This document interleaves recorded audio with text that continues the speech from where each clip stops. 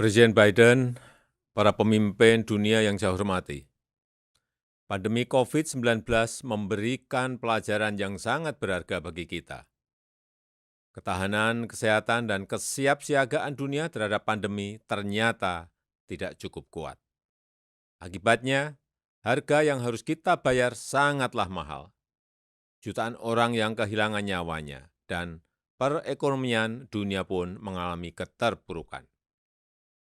Oleh karenanya, kita harus bekerja sama mengatasi pandemi serta membangun arsitektur kesehatan dan kesiapsiagaan dunia yang lebih kuat. Untuk mengatasi pandemi, percepatan vaksinasi harus dilakukan untuk menjangkau 70% penduduk setiap negara. Momentum turunnya jumlah kasus saat ini harus dimanfaatkan untuk meluncurkan pukulan terakhir terhadap COVID-19. Vaksin harus secepatnya menjadi vaksinasi.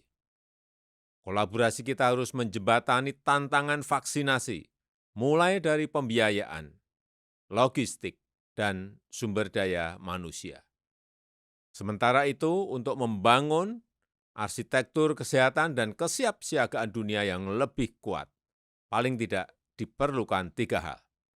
Yang pertama, akses kesehatan yang inklusif. Seluruh masyarakat tanpa terkecuali harus memiliki akses terhadap layanan kesehatan dasar. Infrastruktur kesehatan dasar harus memadai dan siap menghadapi pandemi. Di tingkat global, setiap negara, besar maupun kecil, kaya maupun miskin, harus memiliki akses yang setara terhadap solusi kesehatan. Yang kedua, akses pembiayaan yang memadai. Tidak semua negara memiliki sumber daya untuk memperbaiki infrastruktur kesehatannya. Kita perlu mekanisme pembiayaan kesehatan baru yang melibatkan negara donor dan bank pembiayaan multilateral. Dukungan pembiayaan kesehatan harus dilihat sebagai sebuah investasi dan tanggung jawab bersama mencegah pandemi. Yang ketiga, pemberdayaan. Collective capacity harus diupayakan dan kerjasama antar negara menjadi kuncinya.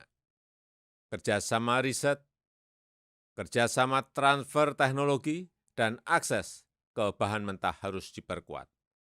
Tidak boleh ada monopoli rantai pasok industri kesehatan. Diversifikasi pusat produksi obat, vaksin, alat diagnostik, dan terapeutik harus dilakukan. Dengan kapasitasnya, Indonesia siap menjadi hub produksi dan distribusi vaksin di kawasan. Yang mulia, Presidensi Indonesia di G20 memberikan perhatian besar terhadap kerjasama kesehatan secara inklusif. Untuk itu diperlukan peran dan keterlibatan semua negara. WHO dan multilateralisme harus terus diperkuat. Tidak boleh ada yang tertinggal dalam upaya kita membangun arsitektur kesehatan dan kesiapsiagaan dunia yang lebih kuat. Recover together, recover stronger.